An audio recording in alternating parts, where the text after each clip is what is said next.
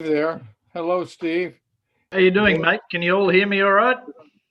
Everybody's good. Yep. Good to see you. This is our speaker for tonight, so say hello, folks. Hey, all. Hello. Hi, Hi, Steve. Steve. How we all Hello, doing? Steve. There should be a few more flooding in, by the way. I put it on our Facebook and you might be getting some strange new faces. Yes, we are. Yes. And some without faces. Aren't we just strange all the time anyway? Well, we are fly fishers, so we are the weirdos in the group. You got to admit that. Oh, that's good. We're always Yeah, the we guys in You people. we're at the funny end of the world. You're in the warm end. Even Really? Ice. Maybe warmer than you guys, but we've just dealt with 10 inches of snow. For us, that's traumatic. Yes. I've had much of that lately, have you? Oh yeah, I've had been digging my way out today. Digging out my driveway is still impassable. I've got to hike up to the house. Oh, Steve, where do you live? Mountain Home, Arkansas. You can tell I've got that Arkansas accent, I don't was going to say, is that your Southern accent? I? Deep South. I can even call. Hey, I can even call. Is that Southern England? No, good lord, no, hell no. Deep South Australia. Ah, yeah. I I thought got you. it was an Aussie or New Zealand. No, that's terrible words. So everyone in this country thinks about New Zealand, but Tasmania got the first trout, brown trout, that were introduced outside their native range 20 years before they came to the US. And we sent the trout to New Zealand. So Tasmanians tend to be a little parochial about that. Got my name, but it doesn't show my picture or face or anything. Can they hear you? I don't think so. Okay. I don't know. Some of you guys uncover your faces. I don't know who you are. Just like to meet you. Yes. Yes, Scott, I can read. Okay, good. So just quick thing, Jerry, keep an eye on the participants of the meeting. Okay. You may get someone that comes into the waiting room, and since you're the host, you'll need to admit them. Okay. Oh, I bet that's what happened with you. I'm not letting them in. Well, that's your prerogative. No. Where's the waiting room at? Well, it's not there until someone shows up into it. Oh, So okay. they may I come thought in it later. I've Okay. done it before, but it wasn't showing. So Yeah. Start So- video. If someone shows up, it'll show up in the waiting room. You'll have it. And just Oh, there, okay. What? there you are. And you were on start, it said start video. Why don't you ask them if they can hear you? Jerry, can you hear me? Yes. Okay, I'm out of here. Bye. Hi, John. My wife's smarter in these damn things than I am. We got to your problem with all the meeting invitations fixed. Yeah, I think we got this all squared away, I'm hoping. You clicked on do not send me any more invitation, any more emails. So Mark got rid of that for you. you're Beautiful. I back know I together. talked to Mark this afternoon. Yeah, we're going to stop shunning you. No more shunning. You'll be Okay. in for everything. So that's good. Well, that's good. Well, you guys, hey, say hello to each other. You haven't seen each other for a month or so. And all these new fellas and faces, we need to see who they are. Yeah. Hello, everyone. We're Josh and Christy Spielmaker. We live over in Springdale, Arkansas, and we're big How you doing? fans of Dr. Steve Daly. Doctor? Patronize his shop and then take what he gives us and go catch fish with it. But I get a lot of actual help that have taken care of these two very well. I'm drinking out of the Trout Unlimited coaster tonight, and it says Arkansas is so fly on There the you go. bottom. That's the first time I noticed that. I didn't get the sides. I had the sides red, but I didn't get the bottom red. And we have, for your information, in Arkansas, we have a program called Fishing So Fly for the kids that raise our trout in the classroom fish. These are kids and children that are special needs. And we do about 10 to 12 of them each spring with a whole four week of session, 2 hours a night on a Wednesday night. And then we take them to Wisconsin to a trout stream and fly fish. So that's called Fishing So Fly. That's cool. It has worked out very well. These kids have really responded well. We originally started out with kids at risk, but they closed at home, and so we went to a classroom situation. So that worked out very nicely with the kids and the trout in the classroom. And at the end of the program, if they make every meeting, they get a fly rod, a reel, and a line. So they get an outfit. Well, And, that sounds like a great program. Yeah, I've been LWTU provides the rod and reels very generously every year. I've been That's- trout fishing for about a couple of years now and just have really fallen in love with it. And the three things I love to do is I love to fly fish, I love to snow ski, and I love to spend time with this lady. And fortunately, I've gotten her into both of those things, so we get to spend a lot of time together doing those things. And she's actually Time and money. time and money. You've totally corrupted her, haven't you? Yeah, that's great. So we're trying to find locations where we can do both, fly fish and ski. We're headed to Montana next month to do some skiing, and we're scoping it out for a summertime trip. What you want to do is hit Keystone in Colorado, and you can go out and fish the Blue River through the winter. My son lives there, and I fish it when I get out there in the wintertime. But take your midges. Big Sky, Montana's a great place. That's right. That's where we're headed. That's where we're headed. We're going to ski for a week out there, and Where you going, Big Sky? we're going to Big Sky, and then we're going to try to go The down. Gallatin River goes right past it. Don't pass that up. Yeah. And they fish that all winter too. Do they? That's good to know. Yeah. Well, we're going to turn our camera off. We're actually going to listen while we're making dinner. Okay. Sounds good. Bye, Nice to guys. talk. Well, and Ralph, I know you told me about the film festival, but I had to go back and dig up something and I couldn't find it, but I got an email from Jeff Yates because requesting what I'd asked for about the film festival. He sent out an email earlier in the month where we can host it as a chapter.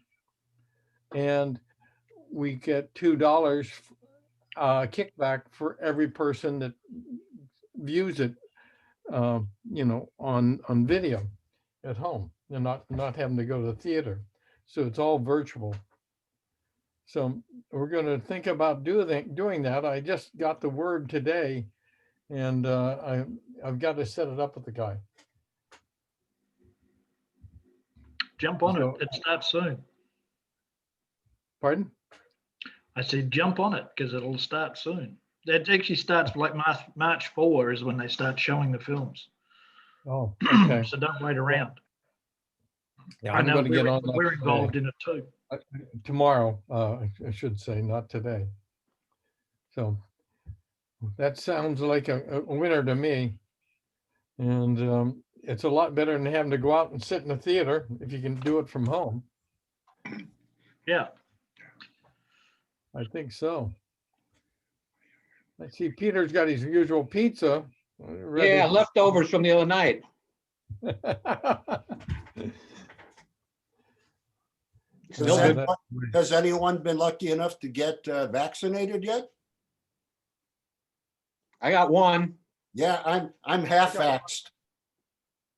I get my second one tomorrow. Nice. Good, John. I went to Dixon to get it done. I've got to go out to Sycamore. I had to go Mhm. down to Heinz. I did it through the VA. Yeah, Good. that'll do it. It helps.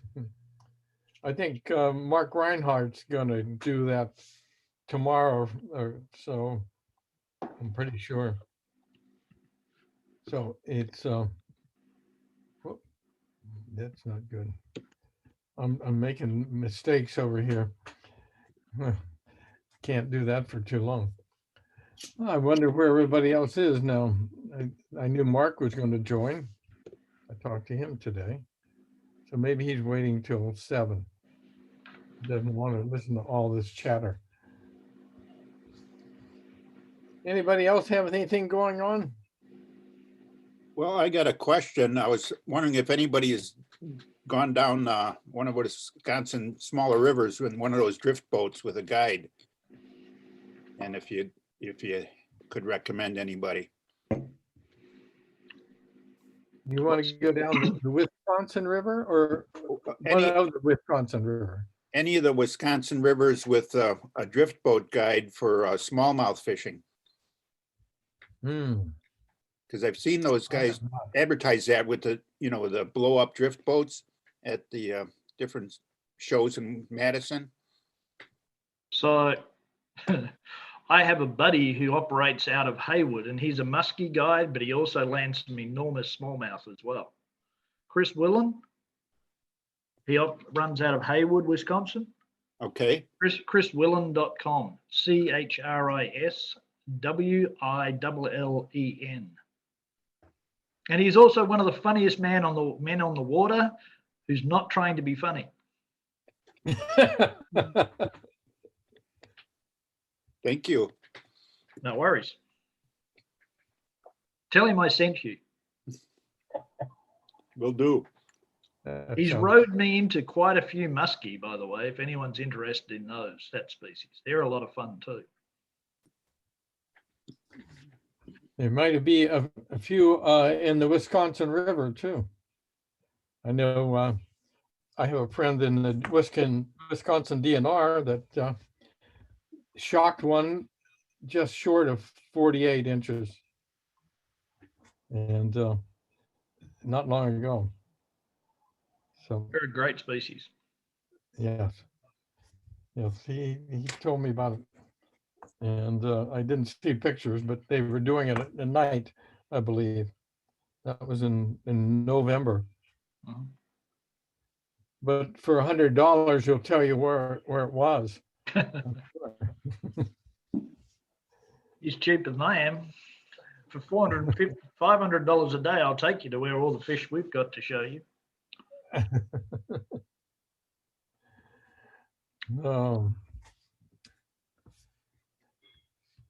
All right. Go ahead. You guys can yell at each other a little bit. I don't have to keep talking. You haven't seen everybody for a while. So say hello. Has anybody been out yet this year? Anywhere? I was out one. Mark and I went. Where'd you go? Went to Gordon Creek. And we both caught the sum total of 1. Oh, It was a cold day. Is that before all the snow came? Yeah. Yeah. How cold? There was a little bit there, but How cold was it when you went? not like now. It'd take a while to get this snow gone.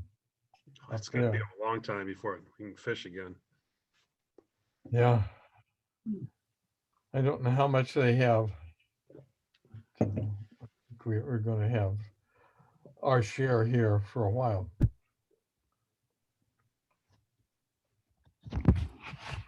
and I heard more to come Sunday. Really? Yeah, I heard anywhere from 2 to 5 Sunday. Oh, It's like a don't daily even event talk now. about that. Don't even talk like that. Well, I'm kind of getting close to the 7 o'clock hour, but I'm going to wait a little bit more.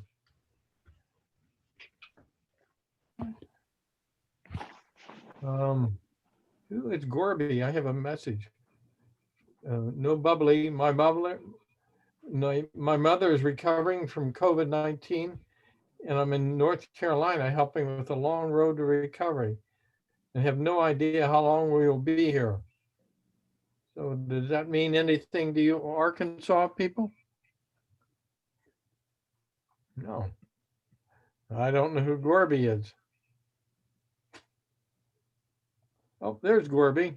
Yeah. Oh, Okay, so I sent him a message to see whether he wanted to the day he has booked with me here next month. And I thought I'd just shoot a side message here. I didn't mean to involve anyone else into it. no, Apparently, that's all right. it didn't go back to the right It person. came back to everyone. Gorby did it. You didn't, Stu. It's Okay. all good. That's right. But All we right, got no it. worries, buddy. I'll open that day back up again. And I hope your mother is getting better, Gorby. Yeah, I Yeah. hope so. Wishes from Yeah. all of It's just gonna be a long road, us. but I'll let you know. We'll make that date. Oh, that's good. That's good. And Scott, are you still out there? Scott, are you gone? He's gone.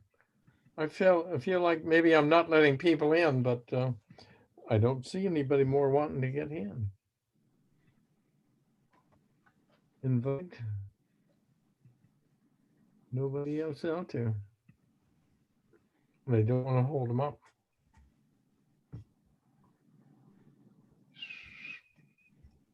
All right. Bob Machuski, where did Yes, sir. tell me about what's going on in Belvedere? Anything new? For those that don't know, Belvedere is a local high school out here that's participating in our Trout in the Classroom program. It's a very interesting setup she has out there, but I did hear from her today. Fish are doing great. They're thriving. They've all been transferred from her birthing tank over to the big tank. And she's still estimating she has somewhere in the 700 plus survivors. So that's all good news so far. Oh yeah. So now they're just fattening up, getting fed and getting watched. And she is physically back teaching. So she's there keeping an eye on them every day because she's in class again. Oh, she is. Yeah. So students are back in now. So she's able to keep track of them pretty closely right now. What are we gonna do for Soulfly this year? I'm sorry? What are we gonna do for Soulfly this year? As far as we know right now, SoFly is on hold, due to COVID. I mean, even in the classrooms, they're all having to, have mandatory masks and distancing and class size. So I think any participation with us yet is still up in the air. So, I mean, I would say right now, it's not looking really good. There's outside chance we may revive it, but not looking terribly good at the moment. So. What are we gonna do for Trout in the Classroom though? Are they still gonna release? Yeah, there's only, John, there's only one of the classes. In the past, we had 4 of them. Mm-hmm. And because of the shutdown, the 3 of them did not start live, so they didn't participate.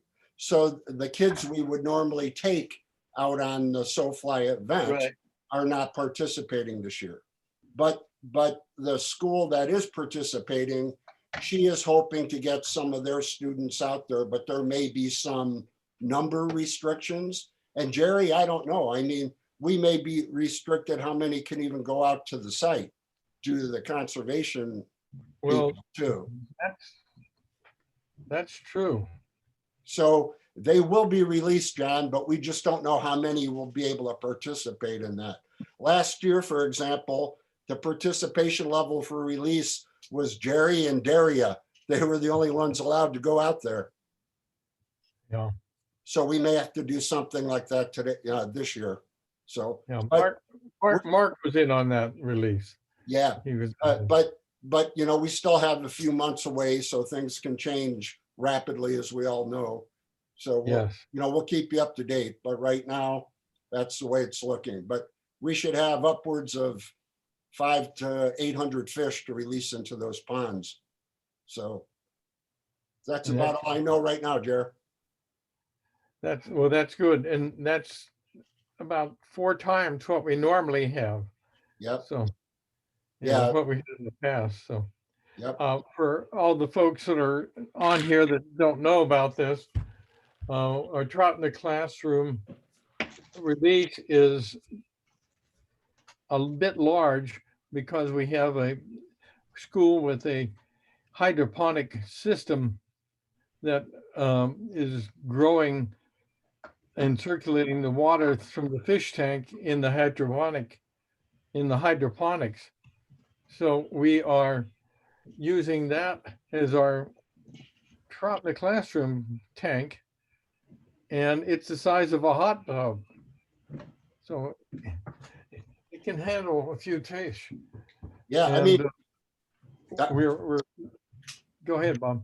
I was going to say, normally in our Trout in the Classroom tanks, we have a little 55-gallon tank, and there'll be maybe at most a couple hundred eggs put in there. Well, this lady put upwards of 2,000 eggs. We had a little bit of a mishap and she lost some, and we were thinking that we're somewhere around 1,000 fish. But the only reason she can put that many in is because of this gigantic hydroponic system that she has going. So, but the fish grow to a pretty decent size in there by the time of release as well. I think last year, Jerry, they were at least about 3 inches. Yes, they're brook trout, and they were double the size of everything from other tanks. Wow.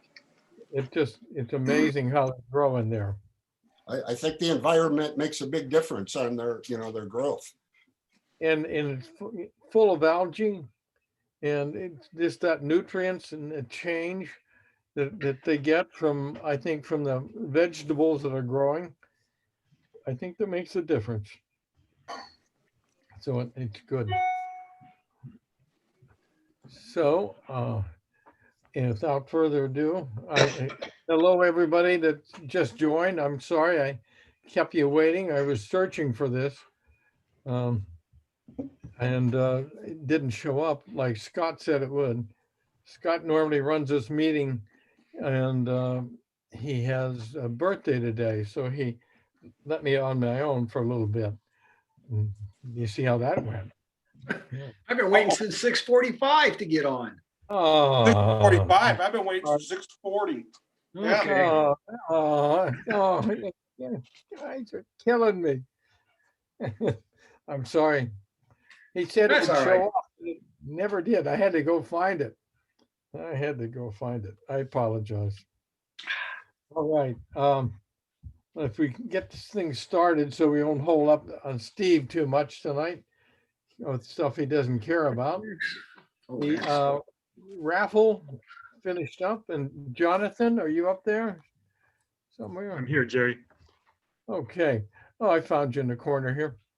Do you want to tell us folks about it? Jonathan ran that raffle very beautifully. Go ahead. Please. Yeah, I'll say a couple things. So probably most of the people that have been on the last couple of meetings know about this, but due to the COVID, none of these chapters are able to have their holiday fundraisers anymore. So TU National kind of recommended a software provider that'll let us run auctions and sweepstakes / raffles and fundraising things online. And so we had Jerry, I think, is sitting on this treasure trove of prizes, and we ran a test. We ran a test run with this thing. We put 3 pretty good prizes up there, and kept it within the chapter mailing list. I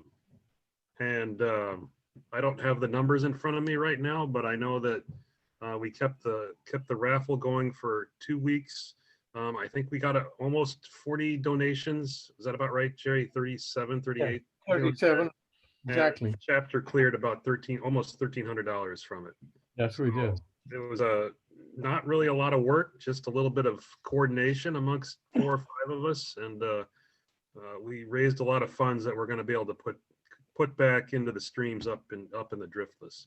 So I'm really happy with how it turned out. And thank you to everyone that participated.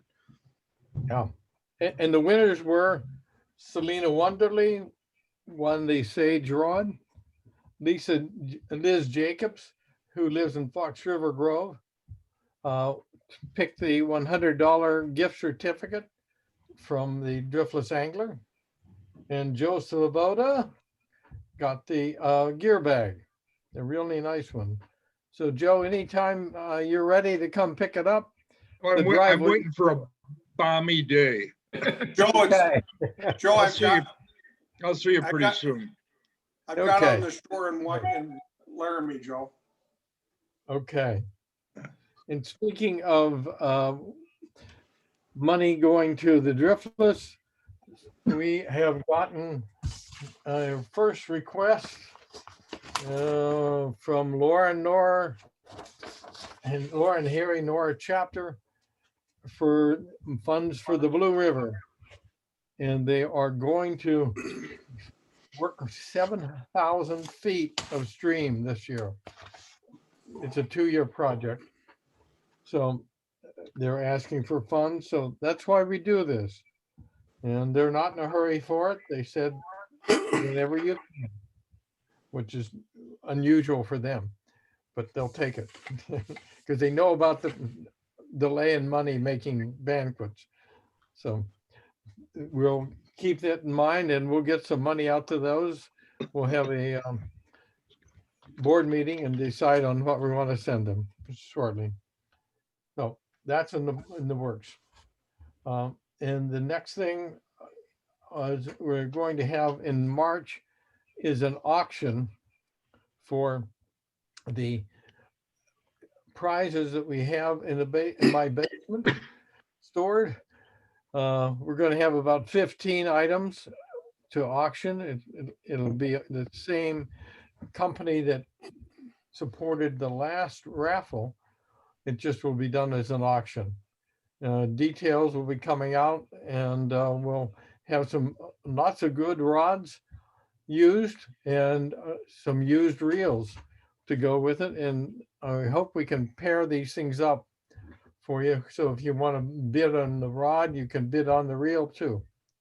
We'll have them close together on the website. Keep that in mind. Hey, Jerry, are we going to try to push this one outside of the chapter? Or are we going to keep this one inside again? Push this one outside the chapter. It's fine with me on this. All right. Yeah. This and the next, and after that, we're having another raffle in April for that Winston rod, that Euro nymphing rod with the reel and the line. And I think we'll pick 2 other prizes to go along with that raffle. We'll have to let you know about that later. Okay. Mark, are you there? Where's Mark? Would you want to talk about the water kits? Well, the water kits, yeah, how many do you have altogether? 8, did you say? We have 8. 5 simple ones and 3 of the big guys. Yeah, if anybody wants a water kit when you're fishing and you're wondering why the stream might be murky in some places and not others, or if you have any questions on any of the water where you're fishing, I don't know, where we can get you a test. And it's called mobileh2o.com, and it runs you through exactly what to do. It's an app you put on your phone, and you take the test kit and you test the water, and you do it all on your phone right on site. It's pretty easy, pretty self-explanatory. I haven't used it yet, but I'm looking forward to it on a stream or two. So we Yeah, have this 8 of is- them. If anybody wants one, they're available. We want, we want So on the somebody to- website, it walks you through the whole thing. And it doesn't have to be in a driftless. They have a program up there already, but any water that you have a question of and you want to see what the quality is, pick up a test and check it out. You'll be using your cell phone and taking a picture of a litmus strip that comes in these 2 tubes, and you lay it down the center here, and it has a color, and you take a picture with your phone camera. It uploads location, time, and any comments that you want to make about the water conditions, and sends it into a central database. So it's going all over the country. We're starting this year, but I've been involved with a couple of the meetings about it that they had when the scientific symposium in La Crosse in the last 2 years. So now my mind went blank on the guy's name, but DeWalter, Dr. DeWalter is working with him. And one of the gentlemen from the Kinnickinnick chapter up there in Wisconsin have developed this together. He has been doing this for 30 years, not this kit, but monitoring the Kinnickinnick. And he got into it.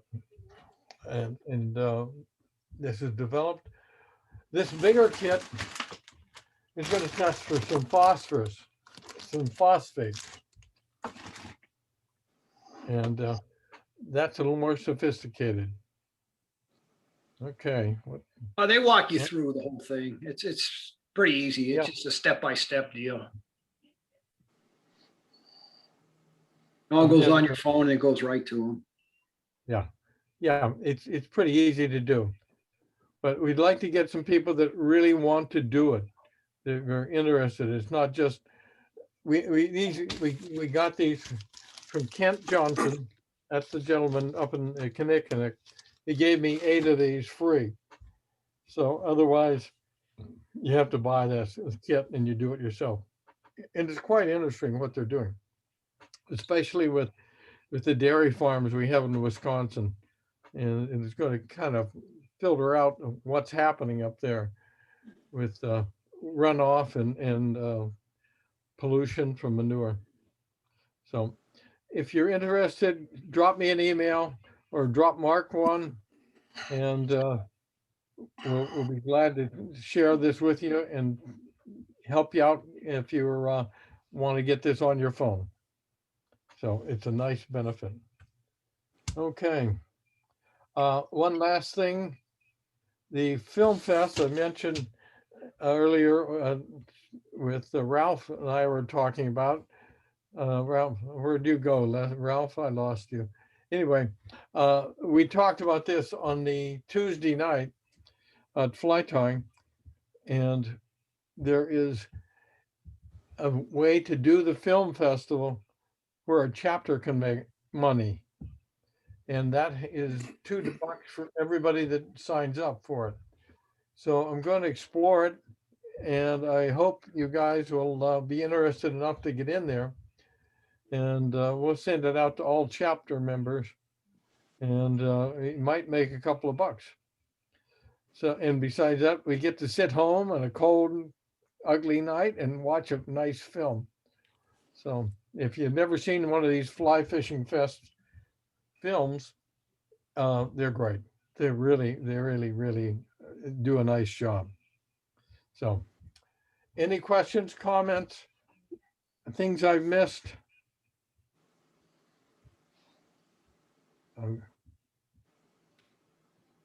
Everybody Boy, okay? Everybody goes blank. I think everybody fell asleep on you, Jerry. Yeah, I understand why. I just keep droning on. All right. Steve, Yeah, buddy. Danny, I'm making you the host. So Perfect. we're- Just as I got something in my eye and I can't get out. Hey, Jerry, Whoa. Jerry, it's Yes. Scott.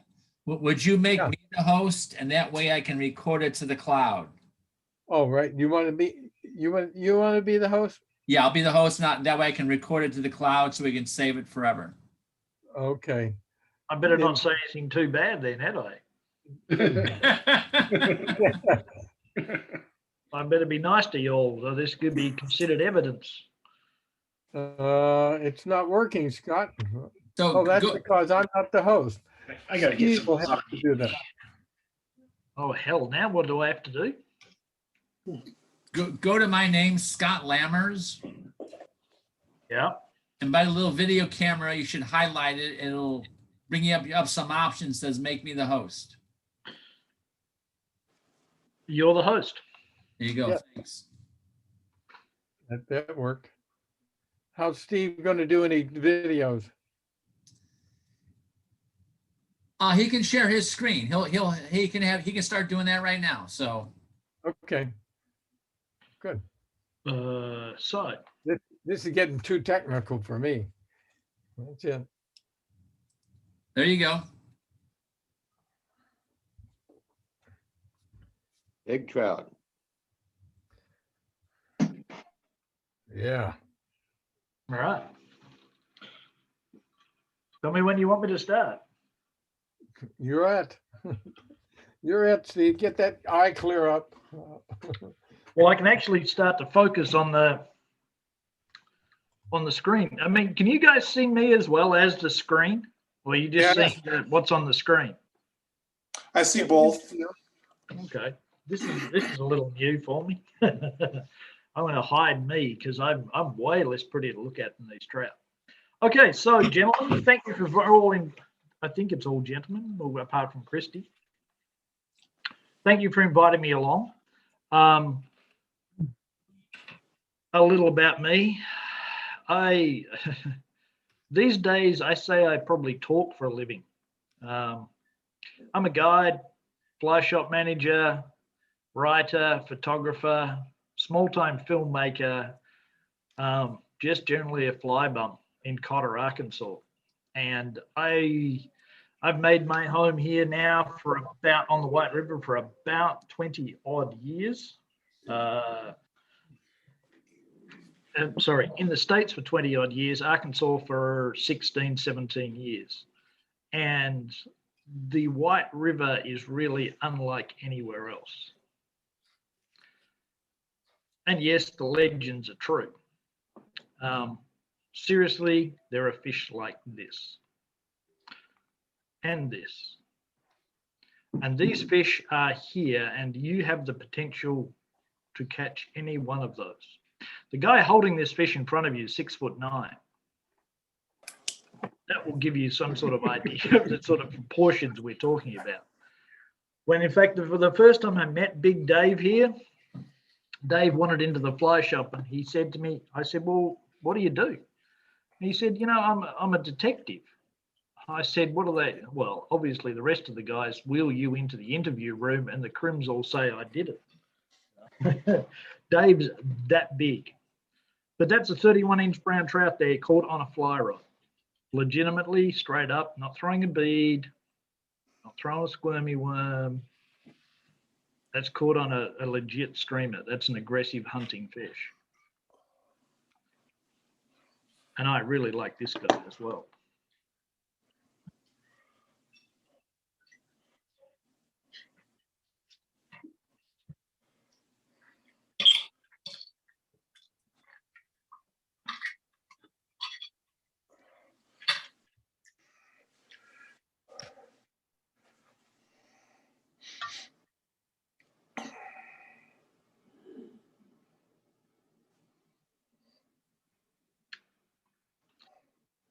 That's my boy, Jeffrey. Jeffrey's going to be here in about 2 weeks' time, chasing another fish like that. And these legitimate fly rod fish, they're the fish of a lifetime. They're what everyone wants. And that's what the Arkansas is known for. But as you're going to find out as I go on tonight, and I will go on a lot tonight, the White River system isn't just about those fish, okay? There's a whole bunch more that you can discover and find out. So, where is Arkansas? You guys are all up in Chicago, is that right? Look, an Australian could even find where it is. I had to look it up today, I will say. So we're about a 9-hour drive down here in northern Arkansas. Here's Little Rock, obviously Missouri. The White River system, the White River itself starts here down here in the Boston Mountains. And you hear talk about the Ozark Mountains. It's not really the Ozark Mountains, it's the Ozark Plateau. So it comes out, the river valley here, this is on the right-hand side along the Mississippi, is super low. You can see it's 110 meters above sea level on a high point down here in the Delta. We're up at 600. This slopes up off the Mississippi River into this. There's a series of mountain range here that runs up to sort of St. Louis, and there's a big flat plateau up on top. But the White River flows north out of the Boston Mountains, flows up into Beaver Lake, Fayetteville. If any of you deal with Walmart, Tyson, JB Hunt Trucking, that's all in this area, the Fayetteville, Springdale area, where Joel and Christy are from. Flows north past Eureka Springs into Table Rock Lake. Branson is up here, and this is a tailwater. This is a tailwater coming out of Table Rock Lake. And if you go to Branson, Branson's kind of like, sorry, there's some feedback there. I see the map, but I don't see your pointer. Oh, you can't see my pointer? Sorry. Good point. Someone needs to turn their microphone off, I think. I'm getting all sorts of feedback on my end. I'm going to use this pointer. You see this pointer?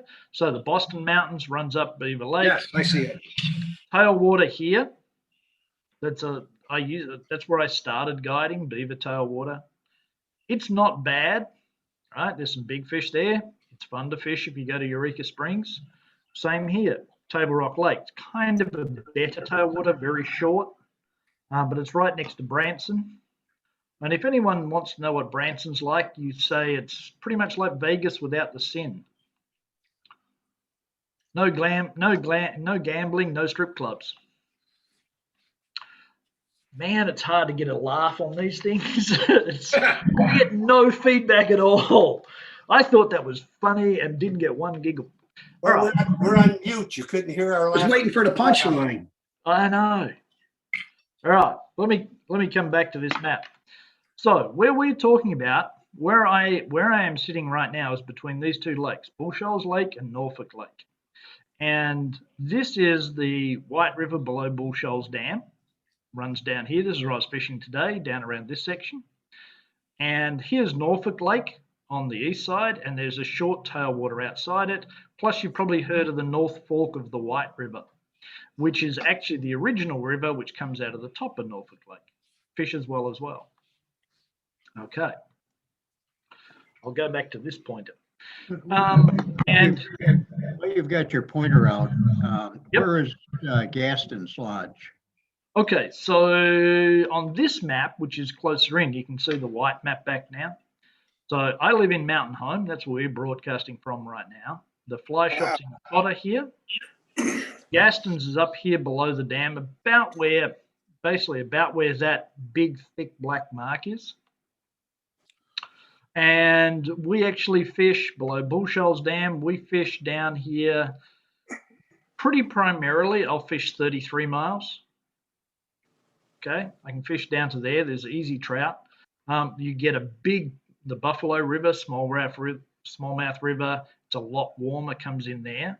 So there's a bit of a temperature gap here, right? It's a little fence. But below Norfolk tailwater, which gives you more cold water coming out of the dam, again, you'll fish down, and we fish down pretty close to 62 miles. All the way down to California.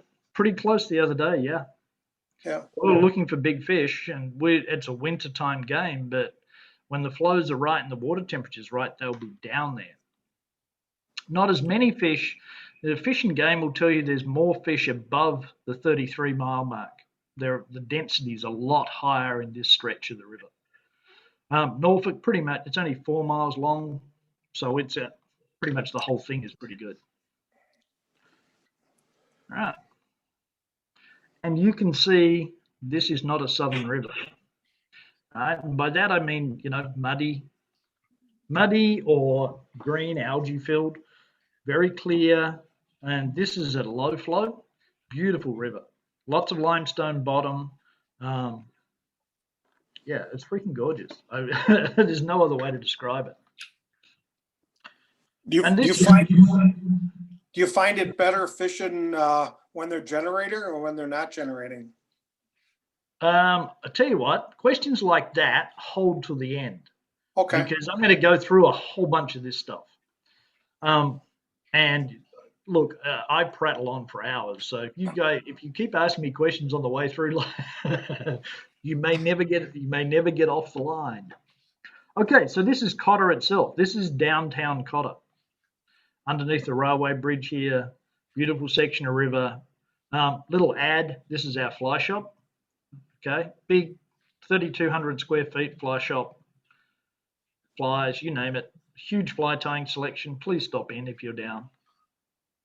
And this is what it looked like today. This is my wife showing how the snow piles were. This isn't that impressive, probably if you're in Chicago, but for us in the South, like this is serious snow. We don't get stuff like this. Looks like a normal day around here. Yeah, this is well. See, here's the kicker. This to us is extraordinary. You can come in here in a month, and we'll be having trees budding out and so on. We'll have a caddis hatch and dry fly fishing. I heard you guys saying you're not fishing for a long time. You can come here and fish in March and April, and you'll be doing pretty good. So, both our rivers are tailwaters, right? It means their water flow is determined by what is released out of the dam. And these dams were put in the 50s, okay? This is Bull Shoals Dam here, and at low flow, like we're talking about, you can wade across most of the river. This is 650 CFS.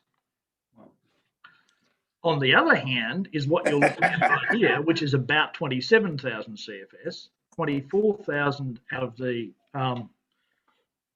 power station, which is on over here on the right-hand side. And then you've got a little bit coming down the spillways as well. Guess what? You can still fish it. It still fishes on all these water flows. It's just how you do it, where you do it, what your technique, what your tackle is.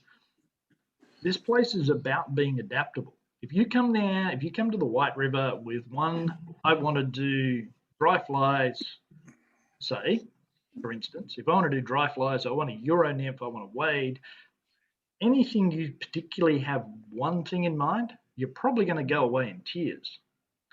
But if you're prepared to adapt and adjust to the water, you can have great fishing on all these water levels. So this is minimum flow right here. You can see. And we pulled, we had a 20-inch fish come today. I'm juggling two remotes here. We had a 20-inch fish come off this gravel bar right here today. Okay. It fishes. But what we were fishing was, excuse me 1 second. There, what we were fishing was this sort of water flow. Right? So you've gone from, you can wade all this stuff, you can wade up through here, you can wade across from the far side, poke around these gravel bars. Okay, here you're going to drown. I mean, it's right? How do you adapt? Be like us, be adaptable. So putting it in context, that bridge, 1927 flood. If anyone's interested in the history about the dams and the Mississippi Valley systems, here, the 1927 flood is what triggered the dams in the White River, and it also triggered the Corps to build the Mississippi levee system. Huge flood. And right now, that's a long way above where I'm fishing. But that's the nature of the torrential rain we get, and that's why the dams were there. You can imagine you wouldn't be really fishing this all that easily. So we all get, every fisherman gripes about how the dams work. And guess what? That would be a lot worse if they weren't there. We actually have created something here. This is my wife. She's 5'1". Look how much over the top of her head that rise and fall is. And she's standing in the bow of my drift boat. So she's up above the water system, above the water level. So how do we do it? We fish out of these type of White River John boats, okay? And they're nice and spacious, plenty of room, flat floor. Yes, they are low-sided, but you can sit down on them. I mean, seriously, my chairs are super comfortable. You can sit down and fish all day and relax. That to some people doesn't sound as appealing as wading, but you get to fish more water and have more access to the fish via a boat than you do in any other way. I grew up in boats. I grew up in salt water. So to me, it's natural to be able to do this. I always wanted to find out what's around the bend, what's in that that next horizon, you know. Okay, but for low flows, and they are for waders. And by the way, see with the cursor? Can everyone see that? That white line there is 27,000 CFS. We just changed. The week before, it had been up there, at the top of that white mark on those trees. And then this week, we're down here. It's going to be the same tomorrow. We actually tomorrow will probably be over the top of that sign in the morning, and we'll be this low in the afternoon. Adapt, adjust. It's why I'm so grey. I'm really 24. Man, there's so few laughs on this gig. But the waiting can be really good, right? The waiting can be really enjoyable. And there's plenty of places to go and access it. But you might have to move from the dam in the morning down in the downstream 12 miles in the afternoon to maintain where you are, because the water levels go up and down during the day. They're not going to stay the same. Tomorrow afternoon, you'll be able to wade below Bull Shoals Dam. Tomorrow morning, your name would be Bob, i.e. you would be bobbing down the river if you tried to wade. How do you account for these? We have an app that you can learn to read, or you come into a fly shop like ours and we'll tell you, call us up, bring us up. We don't mind. That's the way you learn how these water flows go. And failing that, the best thing to do on any waterway, get a guide. We'll take you around and we'll deal with all those headaches. So Norfolk, again, kind of looks similar, much smaller river, probably a third as wide as the White River, and generally probably runs about a third as much water. But super pretty little water. It has some islands in the middle that you can wade on high flow, but basically most of it is limited access. There's accesses at the top, there's an access at the bottom, but really once they're generating, unlike the White, once they're generating, you can't wade at all. But if you can float or take a canoe or a pontoon boat, you can drift down and then stop at some of these islands. They're limited, but you can do it. And the fishing can be pretty good, particularly on about one unit, so about half their flow. This is a buddy of mine from Australia, and I got to show this one off every time he came over. This is my buddy Stinky. Everyone in Australia has a nickname. And this guy's, for such a smart fella, he ended up with quite a rough nickname. You can do all sorts of approaches here. Euro nymphing can be really popular. If you're good at that, spay, you can go and swing single-handed trout rods. You can throw streamers, all sorts of things. These rivers are open to an abundance of techniques. It's what you really want to do. And it's pretty, not too long. This is probably late March, early April. Dogwoods pop out. We have summer mists because when people talk about it being hot down here in summer, it'll be 100 degrees on the river and 100 degrees up in town, 10 degrees cooler on the river. Beautiful mists, really lush. The fall colours are superb. We don't get as many yellows as you guys get up north, but super pretty. Eagles all over the river. Yep. Deer swimming. We saw deer on the riverbanks everywhere today. Otters. Otters are coming back since they stopped trapping down here. Yep. Mink. Everyone loves crawdads. And up in the creeks, there's smallmouth, gorgeous panfish, largemouth bass in the lakes. Heck, you can even catch gar on these creeks. This is the Buffalo River, which is beautiful. It's not really what we're talking about, but it's all in your location. So, year round, what do we have to offer? Huge number of rainbows.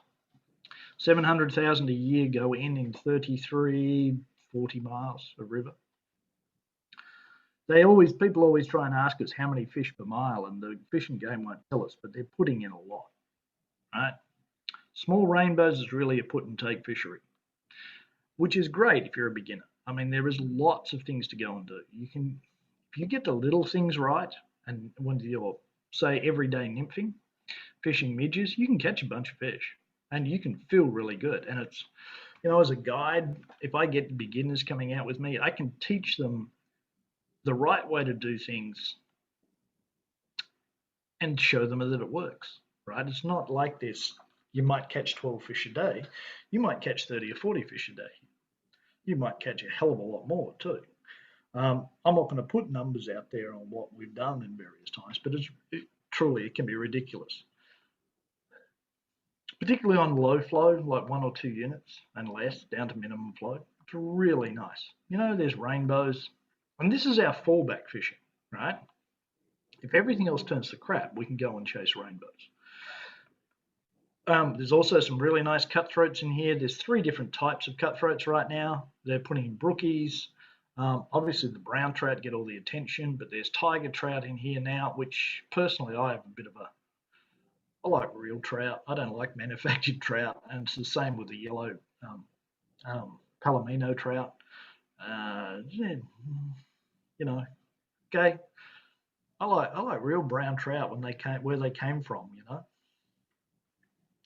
So this is what you're going to expect day in, day out. You can throw little streamers at them. You can throw midges at them, sour bugs, scuds, soft hackles, some dry flies because there's midge hatches most days. This is what we're trying to get to. Rainbows like this, because the problem with a put and take fishery is you're not going to get much size, right? We're getting less growth. What we're trying to get in the last couple of years, that we've actually changed around to try and get some solid growth into these rainbow trout. So you can only keep one fish over 14 inches long. We're trying to get those rainbow trout at that 14 inches to grow up so we can offer people that 18, 19-inch rainbow, which are fantastic. And they're there. They're just only there in a couple of places.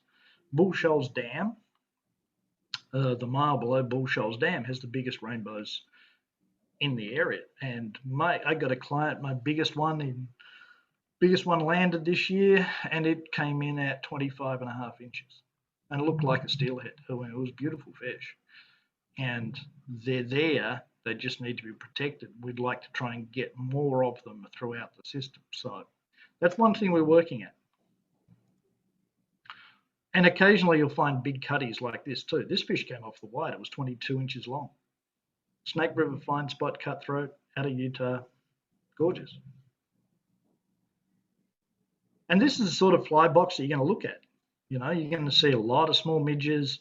Midges have become super prolific. If you're familiar with itchy palms, does that mean I've been really sinful or something?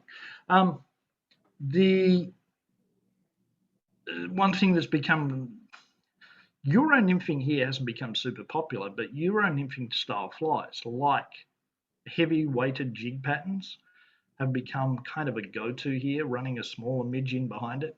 I actually have one pattern that's become pretty popular in our corner, and it's basically a midge-colored wire-bodied jig pattern, Euro jig, and it's become pretty well established as a fish getter.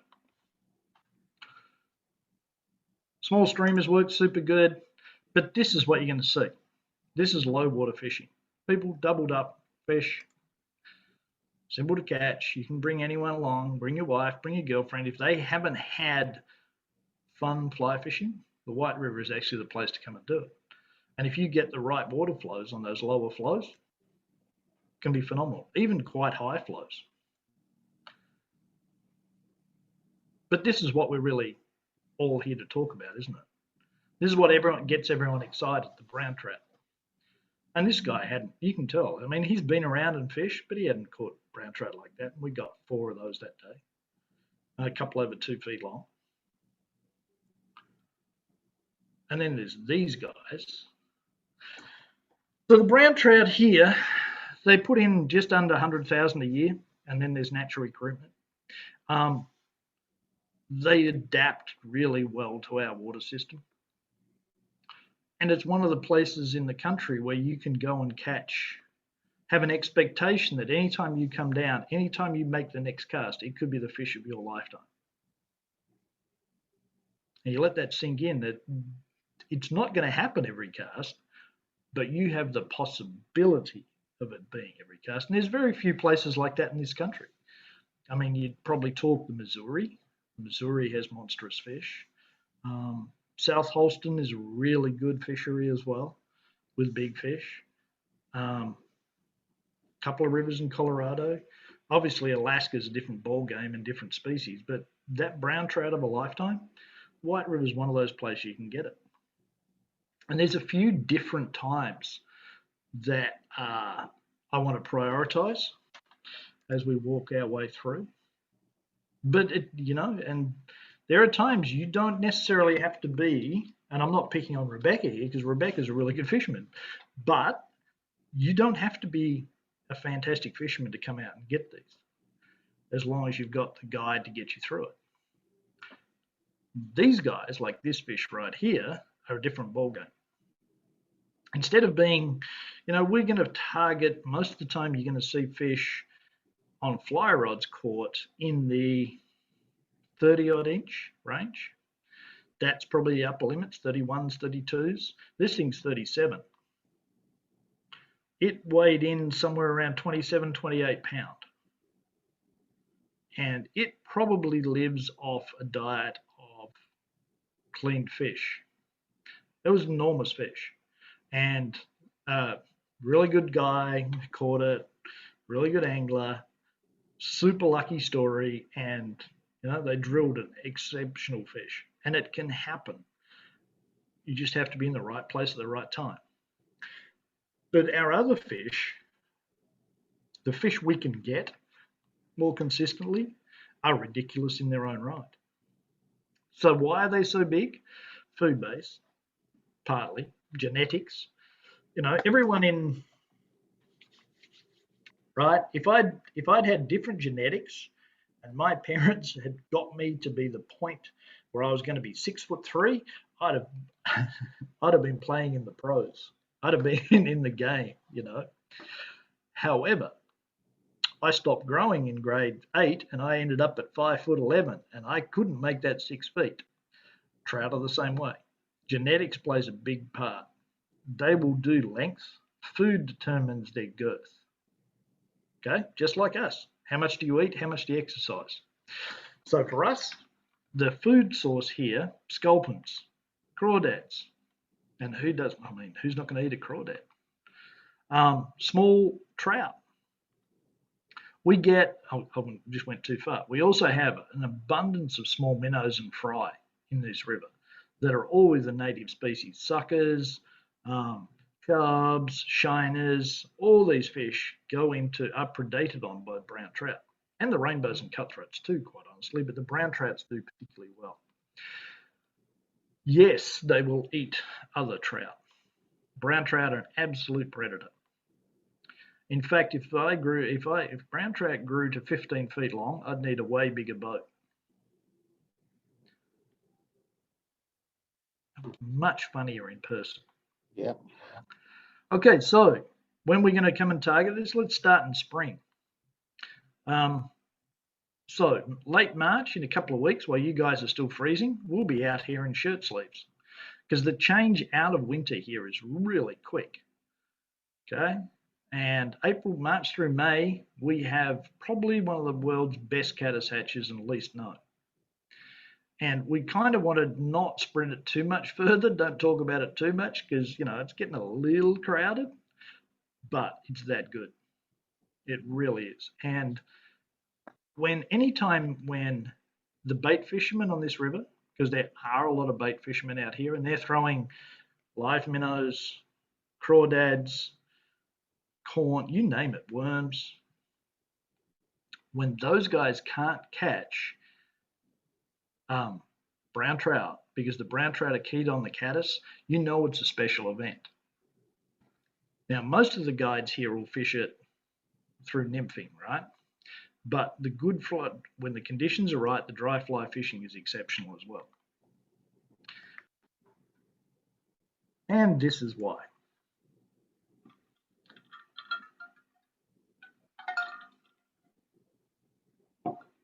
Have a look how many bugs there are. And that we were at that point, there was 7 miles of that right there, of that many bugs going on. I'm going to make you watch it again because I still like it. And this is a slow little corner. We were actually drifting down this bank and I picked up the camera. We were fishing for risers amongst those trees. And if you get your eyes off the bugs, you might actually see one laying up along that bank there, even that slow edge.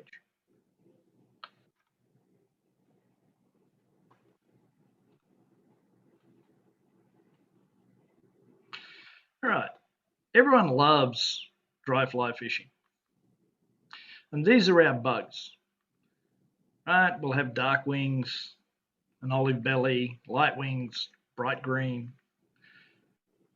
And for most people, they're going to run a 2 nymph dropper. Actually, so I run a caddis pupa with either a soft hackle or perhaps a mid-gin behind it. And everything eats them. It's that dense and that prolific. And, it's a 10 o'clock through till 2 o'clock in the afternoon type deal. And fish go nuts for them. I seriously think that, I've said this for years, that there's something in the green in the caddis body that acts like catnip on trout. You know how cats go nuts for catnip? Oh, okay. They seem to do that for caddis on this river. And they'll jump more, they'll run around, and it is a crazy time. And you can bring anyone out and how they have the shot at incredible fish like this. You might pick up anywhere in a reasonable ask. You'll pick up rainbows early in the morning. When the hatch really starts going, you get 2 or 3 hours, maybe 4 or 5 hours of brown trout fishing. And we'll follow that river down. But you can see how big and wide this river is. There's lots of space here. And if you really want to try it, if you're really a dry fly fisherman, give us a call, because the potential to actually catch, this is 22 inches long. Potential to catch a 22-inch fish on a size 16 brown trout is there, and that's not ridiculous, right? You can go and headhunt these fish, and a lot of the rising fish we see tighting on these banks are in that range, 18 to 22. There are bigger too, but so far yet we haven't landed much over about 24. And that's incredible, but it doesn't happen every day. You've got to get that water on your side to make it happen. And that's hard. This is 23. Guy came down from Pennsylvania. This kid is an unbelievable caster and nuts on hook sets. I still can't believe he smoked this guy. This fish is actually a little skinnier. But dry fly fish again.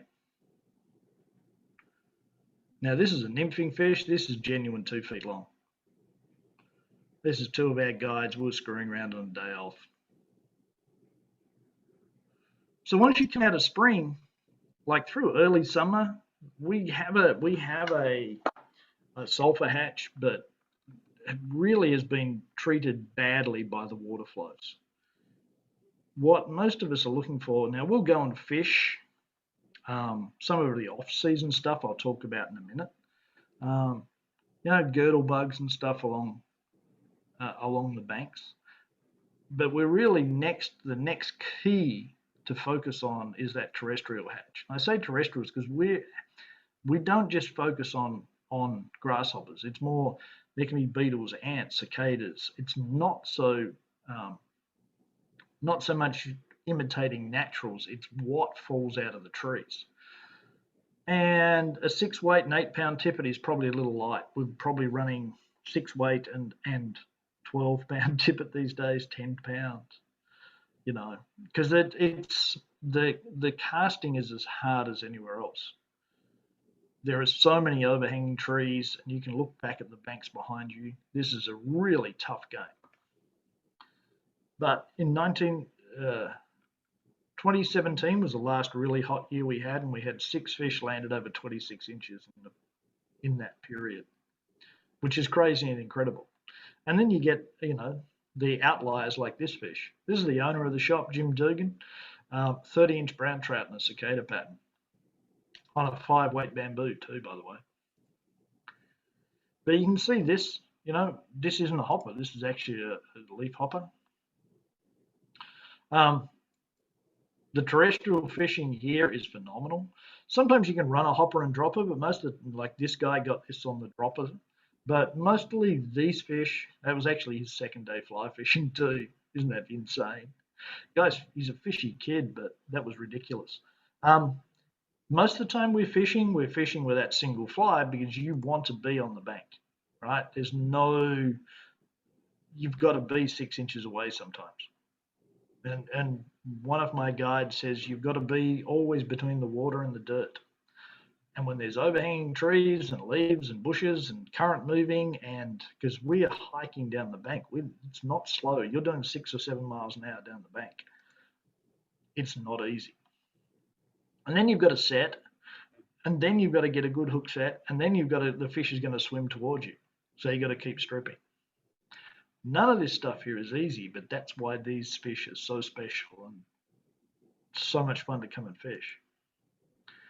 Here's another of the outliers. This one was a 29.5. Look at the size of that male that ate a hopper on October 31. Some years the season will spread out that far. And it's a kind of pretty place to come and fish. Most of us aren't fishing out of drift boats. Drift boats do play a role here. I have one. I use one sometimes. If you have one, you can bring it down and fish. There's some days you'll win, some days you'll lose. It's nice having the motor to move around on these flows. So, this is what we're doing right now. Now you can see this thing over here in the corner, yeah, that's about 8 inches long. And legit, this is what's getting thrown at this time of year. Now, right now, most flies are being thrown about 6 inches long, and it's a boat-based fishery. There are some ways you can go and do it. But what we're doing is playing on the fact that after the spawn, which is just finishing up, brown trout diet is pretty much on small fish. And this time of year, they're hungry because they've come off that spawn, and they will eat things 2/3 their own length. We actually had a 30-inch brown trout come up on a 20-inch brown trout last year.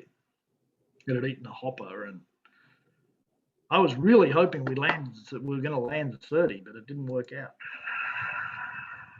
One of our guides has a different story.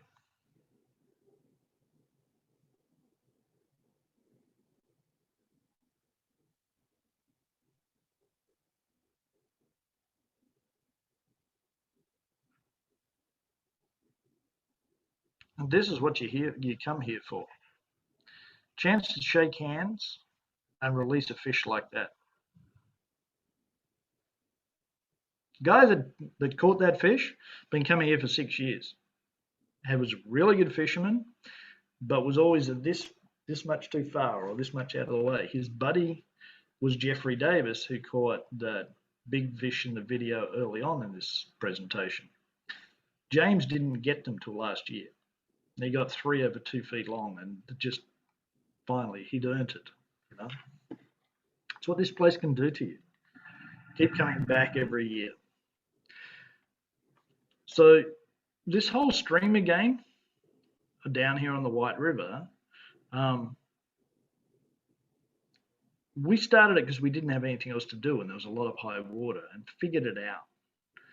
And we had a whole bunch of guys coming in wanting to come and fish for these big fish. And we came up with this event the first year. This is called the Streamer Love Fest. And we've had all sorts, just about a who's who of streamer fishermen in this country. Kelly Gallup, we've had, comes annually, Mike Schmidt, Blaine Chocolate, Russ Madden, Lafkus, Brian Wise, who's really well known through his video series, Chad Johnson, my head guide. We have had a ridiculous number of people here, and this is a party, and it didn't happen this year because of COVID, but this is a fun event to come along and attend if you want to come down and do this winter game. And we fish streamers in winter for a few reasons. Number one reason, we get water flow, right? We can tell you can say pretty much most years you're going to get water flow in winter, January and February. And that way you can plan your holiday around it. That's one of the downsides about coming here. That's why I say we need to keep adapt. You need to come here with it in your mind that you are going to adapt to whatever the water flows give you. But this is some of the types of flies you're going to be throwing: double deceivers, bucktail type stuff. Anything 6 to 8 inches long, maybe 9. Depends whether you like throwing them all day. And yeah, guess what? No pain, no gain. That's my middle finger. That's a 8-inch fly jammed into it up to the bend. I figured out a new way to take hooks out too. The other part of the side of the streamer game is that this is summer, obviously, and you can still streamer fish anytime the water is high. It's about being adaptable. I take a lot of people, I carry streamer rods during terrestrial season, that if one of these pop-up storm comes in, you get storm front, you get rain, you get dark conditions. Yeah, let's go throw some streamers on this big water. Anytime you get high consistent water, you can throw big streamers for big trout. And yes, here's proof. They do eat their own kind. This is a fish being regurgitated up, and this is a 27, 28-inch fish with a fly in its jaw, and that rainbow trout is coming back out. Here's the other thing. You look at this fish. Does this fish look like anything other than a fish eater? Right? It doesn't sit, that head isn't built for sipping bugs, right? Picking up sow bugs. No, it's a jaw, that's a fish is a killer. And we had that fish on in that rainstorm, and 20 feet away at the other end of my boat, we had a 2-footer on. This one's 27. This fish are not territorial. There's so much space here and there's so much food that they will actually clump together. The bait guides here, the year I moved to Arkansas was 2004. And Arkansas Game and Fish at that point brought in regulations to stop the bait guides from herding fish up. They would actually use their boats and move these shoals of brown trout together. You think about everything you'd learnt as a fly fisherman about brown trout probably gets rewritten here on the White River. But this is another big old guy. This is the one from the start of the video, 32 inches long, 15 pounds, that 8-inch streamer. And it is truly a place to come and fish for a fish of a lifetime. And it's not always going to be as cold as it was today. I think our max was pretty brutal. But the fish here are phenomenal. This guy, okay, so the top picture was caught 3 years after the bottom picture. And the top picture was caught in January, post-spawn, really skinny fish. Bottom fish, same spot pattern. If you look at the jaw, the mandible, and across the belly. The bottom fish was caught 300 yards downstream of the one on top. These fish here survive, right? We release them, they come back. These big fish are prolific, and we're not killing them off. This is my wife, right? She's 5'1". If I can teach her to throw streamers and catch fish like this, I can catch you guys. Here's Jeffrey with another fish. This guy is blessed at times. But this is one thick fish. Look at the belly rolls on that. And this is in 30,000 CFS. Yeah, this is pure fish porn, but this is my other biggest fish, so give me a break. This fish was enormous and ate a streamer 3 times. And one of my flies to boot.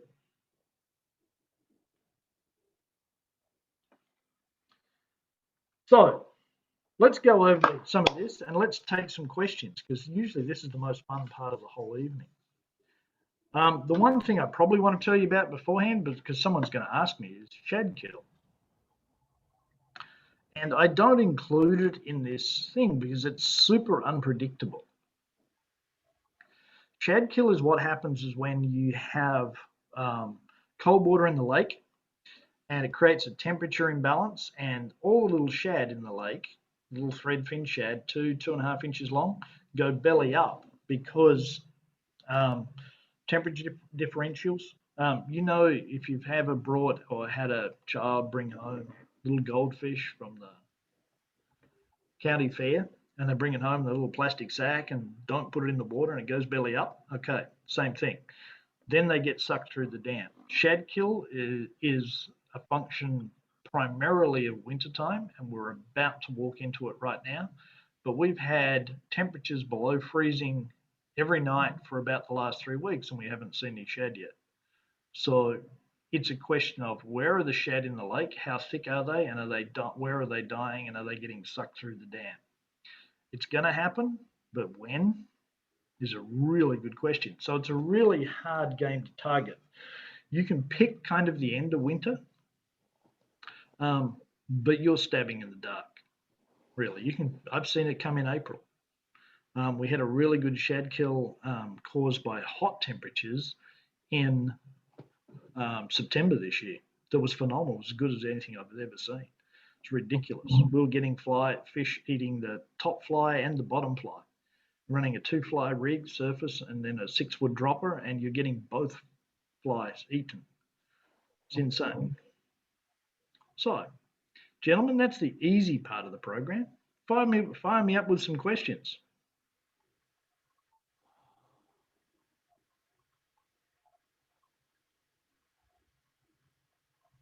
I can't hear anyone talking. Hey, Steve, do you have any favorite color that you use on your streamers? Is it predominantly black or brown or? Okay, so for me, streamer fishing, we'll go back 2 steps. I'm a dry fly addict, okay? I love fishing dry flies. So for me, the whole thing is visual. Try and put this back up here again. Nope.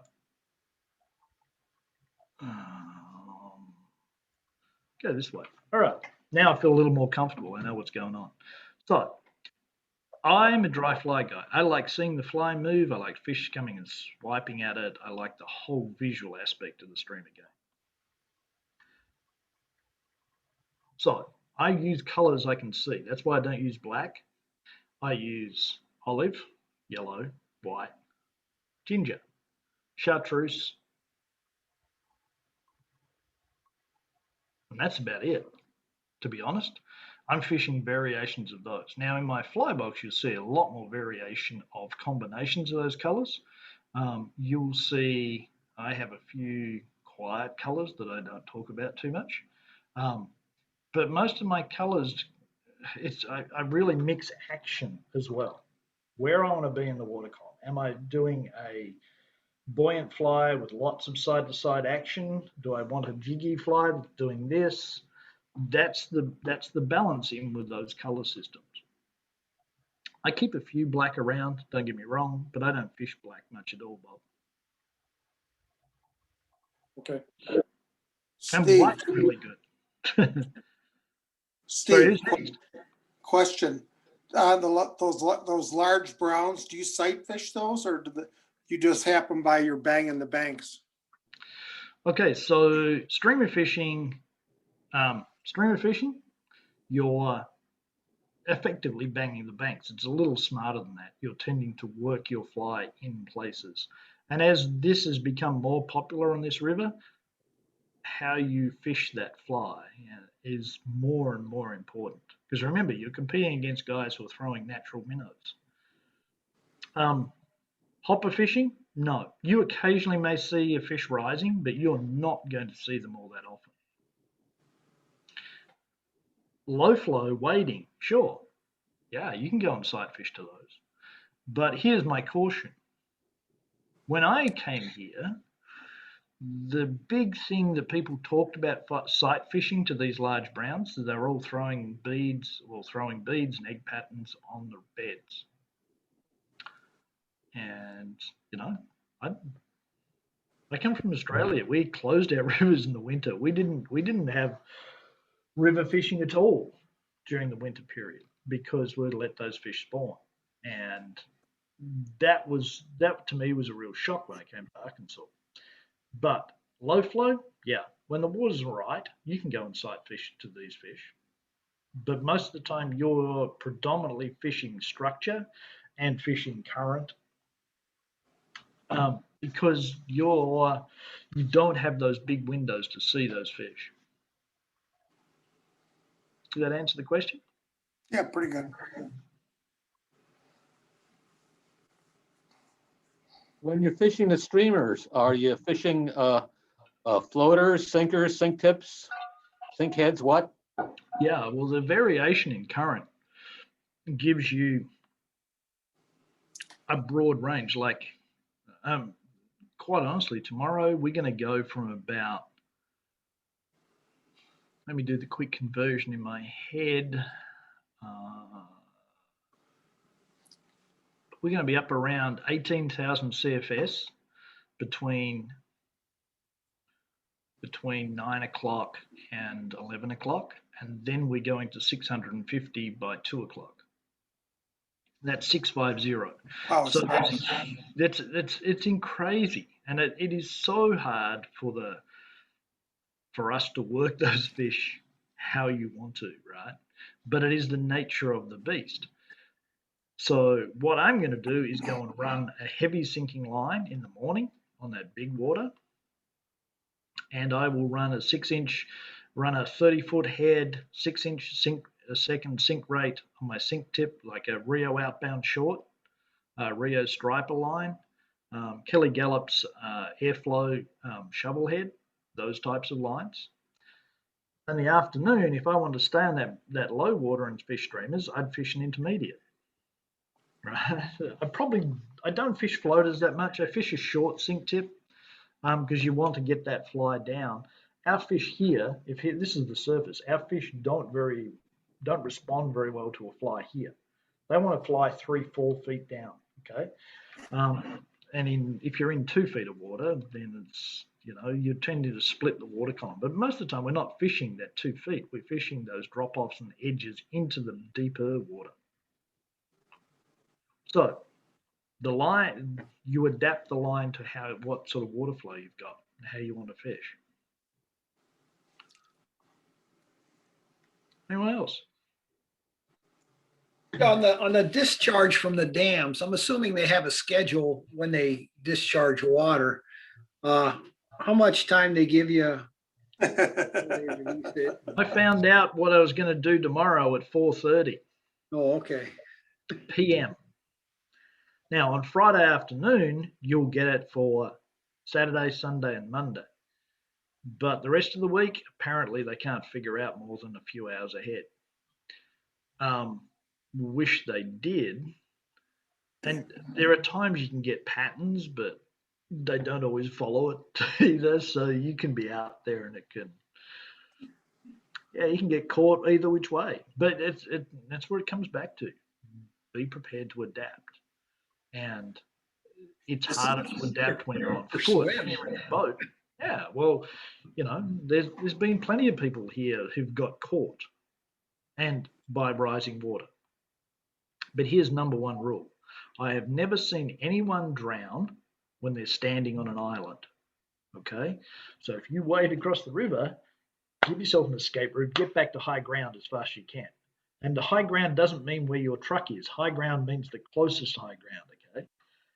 But generally, most of the time, these days, boat fishing, people fishing with boats, with pontoons, with kayaks, you've got some means to get around. And that is the nature of our river right now. It's not the wader's paradise it used to be 20 years ago. I assume that the flow rates are due to electrical demand. What's the cause of the demand in the morning? Do you know why people need so much electricity in the mornings? So there's a few things. This whole question on trying to figure out power generation demand, and I got stuck on the riverbank with the guy that used to write the contracts between the power marketing authority and all their customers. And he didn't know the way they did it anymore either. He couldn't figure out why they'd changed to the system they do. But, so that's an expert. So I'm going to give you the layman's point of view. There is 29 dams in the system, and they sell power from New Mexico to Missouri. And they're balancing power out of each of those. So Bull Shoals doesn't operate in isolation, okay? Second point, power generation is one of the factors, flood control's the other. And for the last 2 years, we've pretty much been, most of the year, we've been in flood. And when flood comes, they run a lot more, okay? And that was their primary reason for being built. Power generation's a bonus, and it's how they pay for it. Where does fishing fit into this? It doesn't, right? It's just not part of it's not part of the anything that's considered in any day, shape or form. Why they run more in the mornings? Okay, so you can say higher power demand in the morning, people getting up and so on. Why they're not running tomorrow afternoon when Texas is screaming we've got no power? I don't know. I really wish I do. I mean, it sounds like an easy substitute. Hey, take a couple more feet out of Bull Shoals and let's feed it into Dallas and you can make a bunch of money.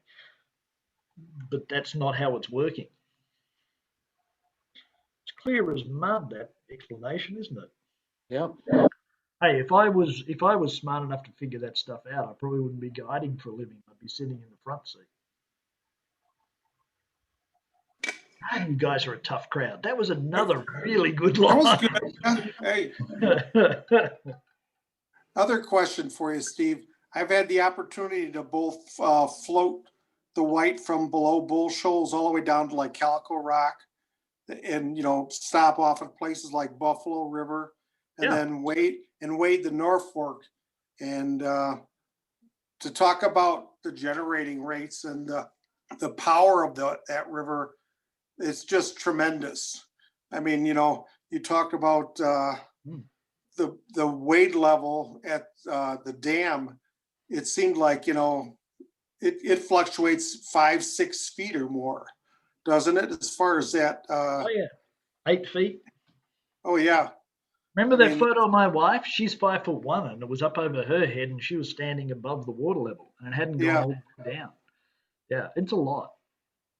And just the power of it's just tremendous. Yep. And it is phenomenal that we can keep fishing it. I mean, it is really can. If you floated it, I understand for people the first time it's scary. Yeah. You know what? It's actually kind of like a freeway, right? Remember when you first got your driver's license and you drove around the city streets, right? And you're kind of careful, right? And everything happens. Then it kind of slows down. You get more used to it. Well, then you jump out in the interstate, and it's big and flat, and you've got to learn to look way up there, right? That's where that's where the dangerous stuff is happening. You're kind of keeping an eye under your nose, but it's like look downstream. That's like the White River, right? Because you pick up that speed going downstream. It's not full of rapids. There's not walls of water or big waves like you might see on a Western river. It's pretty flat, and it's actually deceptively, it is powerful, but it is actually, to be honest, if you, for as a guide, I'm out there 180 days a year. It's pretty simple. It's pretty non-scary, and you just got to figure out how to be able to fish it. And that's the tricky part. Do your guides preempt with their customers that when you're floating it at low water time, they're not drunk when they're driving up the river, following the channel and the low spots to go between the rocks? Who, our guides are drunk? Yeah, as far as the way the flow rates are, and you have to weave back and forth across the river going upstream to stay in the deep enough water. You mean you have to find the path? Yeah. Yeah, sure. I mean, what you're doing is finding your way upriver, and you may be weaving, but it's like, quite honestly, I run a prop out here, and there's just places I don't go. Right? I pick where I want to be safe, and I don't want to damage it. I got a 5,000. Like, I'm not sure when the last time you were down here, but most of these guys are running $5,000 and $6,000 jet motors on their prop. Oh, okay. No, it was. I'm running a $5,000 prop, and I don't want to hit a rock because that shit's expensive. You know what I mean? Yep. So I'm really picking where I want to be, how I want to fish it, and if it's going to be low for an extended period of time, I've got another chunk of change invested in a drift boat, and I'll go use that. And that's a lot. I enjoy drift boats. They're fun. Anyone else, gentlemen?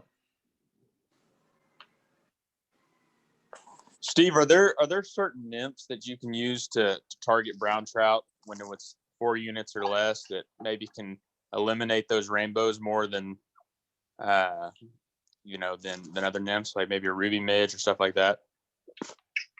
Sure, but a ruby midge is going to catch a crap ton of rainbows as well. And that's the thing. I mean, you look at this. Okay, so you can do it a few ways.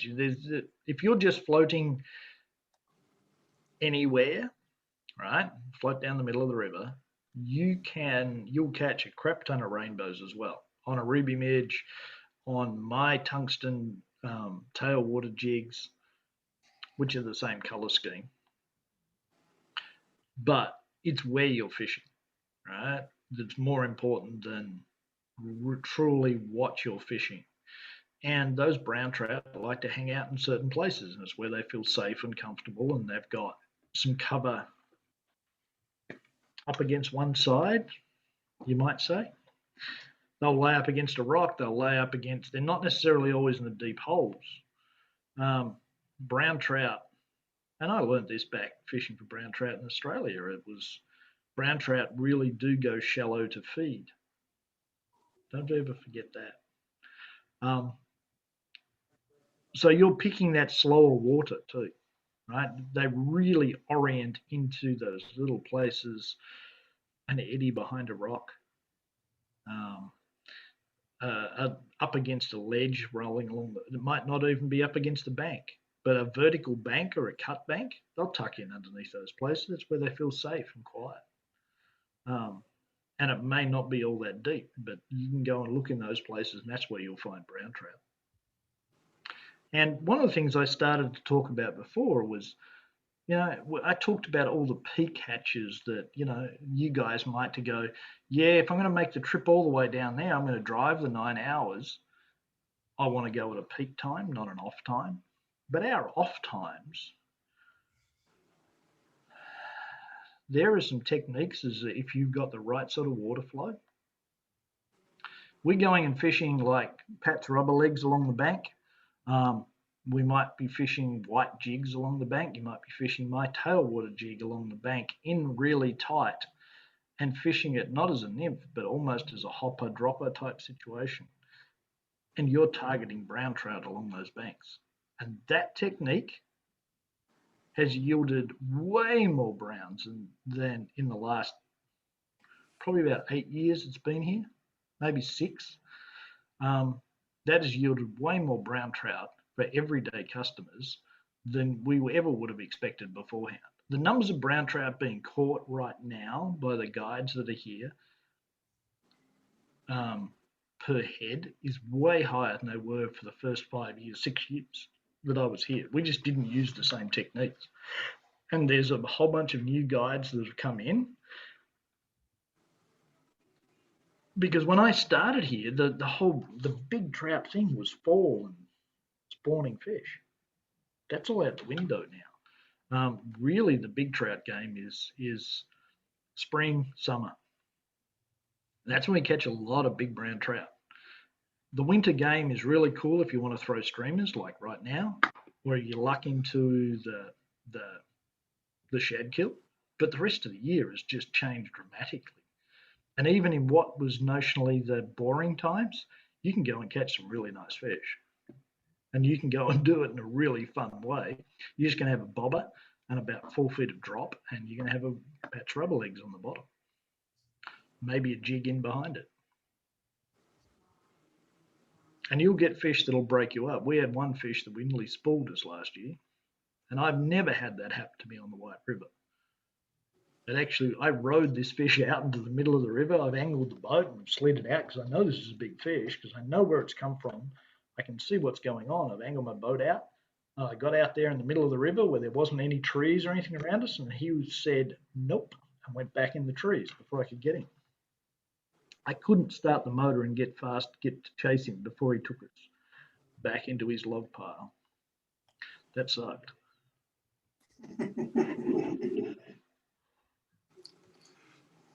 Steve. Yeah. I was down in Bow Shoals in July many years ago, and I never got bitten by any mosquitoes. Is that true down there? There's just no mosquitoes? No mosquitoes at all. There's no. Okay, you come to my house, there's a crap ton of mosquitoes. But on the river, there's not. We got flowing cold water. They don't like it. You get stagnant water around, like steady pools. Yeah, you'll find mosquitoes. But down at Bull Shoals, Bull Shoals is a great place to camp. That's the other thing. If you've been down there a bunch of years ago, the place has changed. There's a bunch of VRBOs around now. There's all sorts of accommodation. It's really got lit up, and you're going to see more people. It's got more popular, and COVID has made it even more so.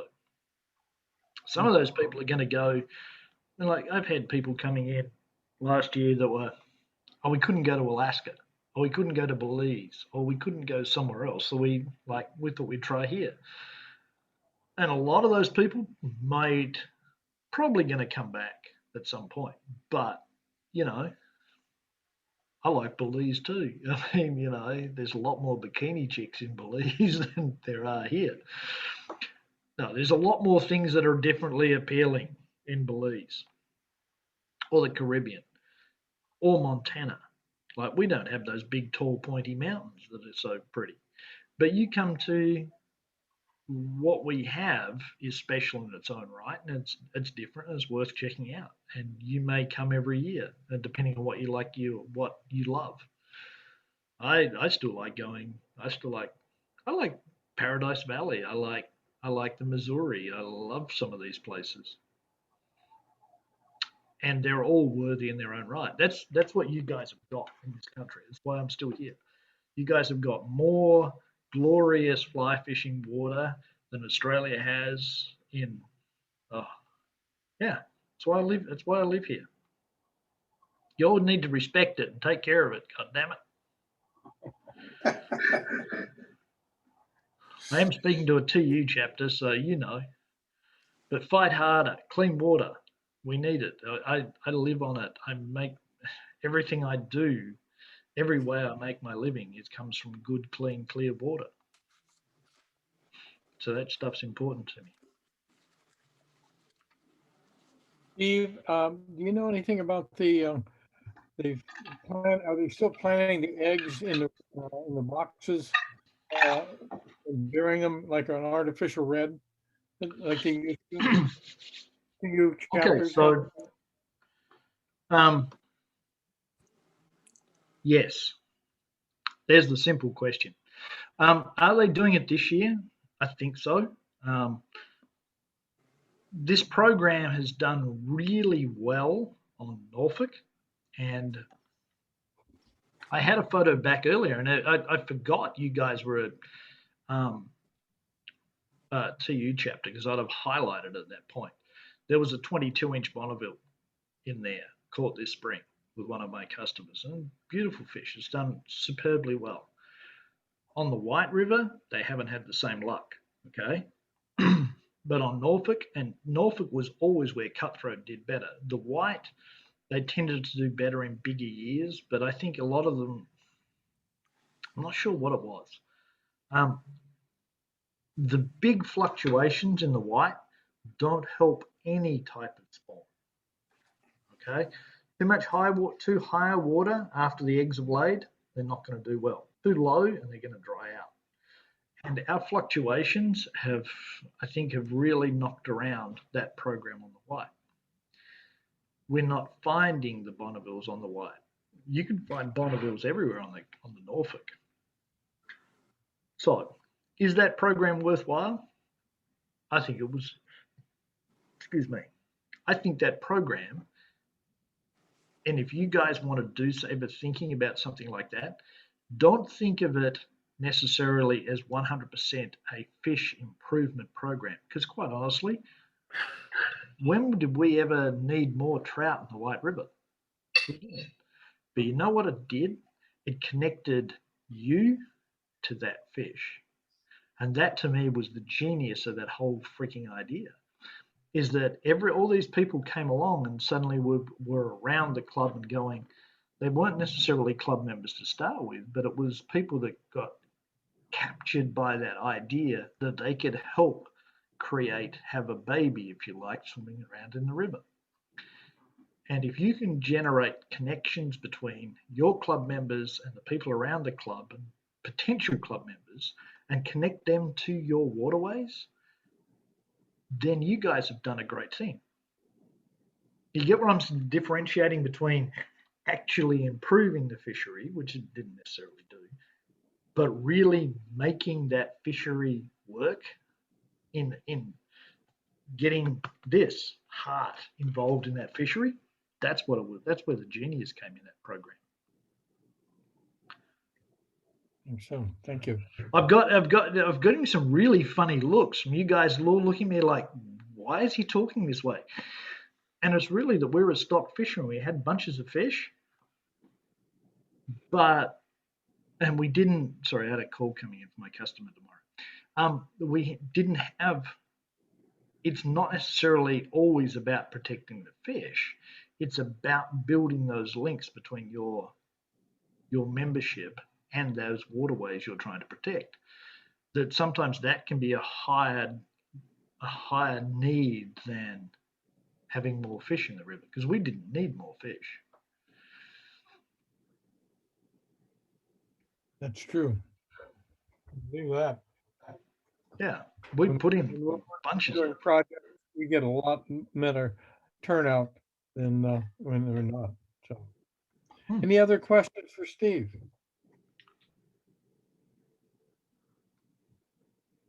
No. All right. So, thank you, Steve, for a wonderful presentation. That was great. Thanks for your time and putting up with me. Thank you. To some of you that had to wait so long to get in, I apologize. That was my fault. No worries. I'll Make sure you send me the link too to get it up, because the last club I did haven't sent it to me yet. And to be honest, there's a lot of people around that are interested in this stuff, and if it's driving traction to your website, I think that's a great thing. So I'm happy to spread that around too. Not just that I'm going to get. It's not nearly for me; it's for you guys. We'll send them to your website. That's good. That's great. All right. Anybody have anything else? If not, we'll see you in a month. Yeah. And come and see me, guys. Thanks, Steve. No worries. On Tuesday Guys, night. take care. Stay safe. Steve. Thank you. Thanks, guys. Stay warm. All right, everybody. Cheers. Yes. Somebody say something. Oh, Scott? whenever you're ready, take us home. We're clearing out. Take care, guys. See ya. Good night, everybody. Good night, Jerry. Good night, everybody. Good night, Jack. Good night. Good night, John.